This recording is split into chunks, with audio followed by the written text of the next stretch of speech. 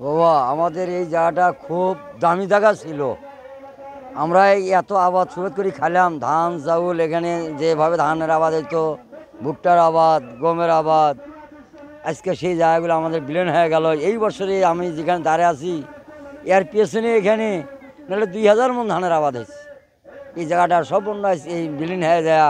দেখেন এখান থেকে উত্তর পর্যন্ত আর দক্ষিণ পর্যন্ত কত বাড়িঘর দিয়ে চলে যাবে, এর কোনো শেষ নাই। আর যার যা মনের আশা আশঙ্কা সব শেষ, সম্পদ ভাঙ্গি চুরি শেষ।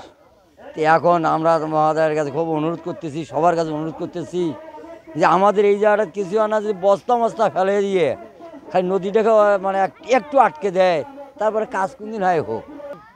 আমরা নদী এলাকার মানুষ, অভাবী। আমার মুখে খিদের ঠেলা একদিকে আমরা দিলে বাস চলে, না দিলে না চলে। আমরা অসহায়।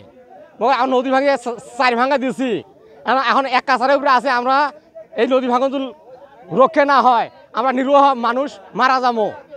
এই কাজটার আগে এখন যে জরুরি কিছু কাজ বস্তাবস্তি ফেলালে অন্তপক্ষ আমাদের এই জায়গাটা অনেকটা উন্নয়ন হয় বা বদ্ধ হয়ে যায়, হয়তো ভাঙ্গাটা আমরা ভালোভাবে থাকতে পারি। নাহলে যে অনেক জমি বিলীন হয়ে যাচ্ছে, আবাদি জমি আমাদের চলে যাচ্ছে। এখন কামলা কিষেন দিয়েও তো আমরা খাইতে পারবো না। আমরা চাই যে যাতে জরুরি কিছু কাজ এখানে বস্তা টস্তা যদি ফেলান যায়, তাহলে হয়তো আমরা কিছুটা রোজগার পাবো। আজকের এই মানববন্ধন কর্মসূচিতে সংহতি প্রকাশের জন্য এখানে উপস্থিত হয়েছেন মাটি মানুষের সংগঠন বাংলাদেশ জামাতে ইসলামের গাইবান্ধা জেলার সিনিয়র নায়েবে আমির, ফুলছড়ি শাখাদার আগামী দিনের এমপি প্রার্থী, বীর মুক্তিযোদ্ধা জনাব আব্দুল ওয়ারিস ভাই সহ উপজেলা সেক্রেটারি মাওলানা আনিসুর রহমান সহ অন্যান্য নেতৃবৃন্দ, প্রিয় রতনপুরবাসী, সাংবাদিক বৃন্দ, সুধীমণ্ডলী, আজকের এই মানববন্ধন অনুষ্ঠানে উপস্থিত বিভিন্ন সারা মহল্লা থেকে আগত আমার মা বোনেরা অংশগ্রহণ করেছেন। ভাইয়েরা, আমিও কিন্তু এই নদী এলাকারই মানুষ। এই সামনে গজরিয়া ইউনিয়নে বন্যাচরে আমার বাড়ি। এখান থেকে আমি মানুষ হয়েছি, লেখাপড়া করেছি, কর্মস্থল ছিল। এরপরে আমি ফুলছড়িতে বসবাস করি বর্তমানে। সংগ্রামী ভাইরা, এই নদীর গোড়ার গ্রাস থেকে মুক্তির জন্য অনেক আন্দোলন হয়েছে ফুলছড়িবাসী। আমরা আশা করব এই নদী ভাঙ্গন প্রাকৃতিক দুর্যোগ, কিছু আছে মানব সৃষ্ট আর কিছু আছে আল্লাহ তাআলার পক্ষ থেকে পরীক্ষা। এখন সরকারি ভাবে যেটা বরাদ্দ আছে জানা গেছে 240 কোটি টাকা। আমরা চাই দ্রুত এই মানববন্ধনের মাধ্যমে এই প্রেসার আমরা দেব বিভাগকে।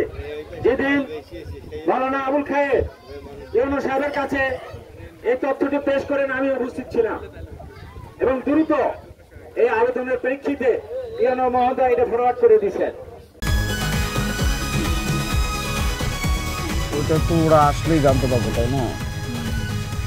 শোনো, টাকা তো চাইছে, 10,000 টাকার শর্ট আছে, বুঝছো? ধন্যবাদ। কত টাকা শর্ট পড়ছে সেটা বল। 10,000 টাকাই শর্ট আছে। আচ্ছা, সেটা মাথা ছুঁয়ে বলো। মাথা কি হলো, চুপ করে আসছো কেন? ভণ্ডামি, টাউটামি,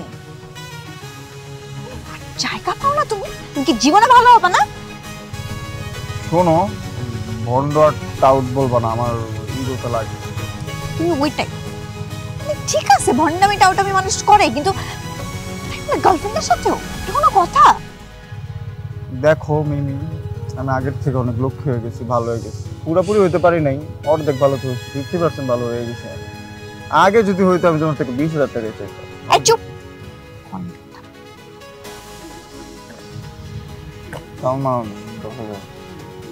ঠিকভাবে বলো, কত টাকা শর্ট পড়ছে?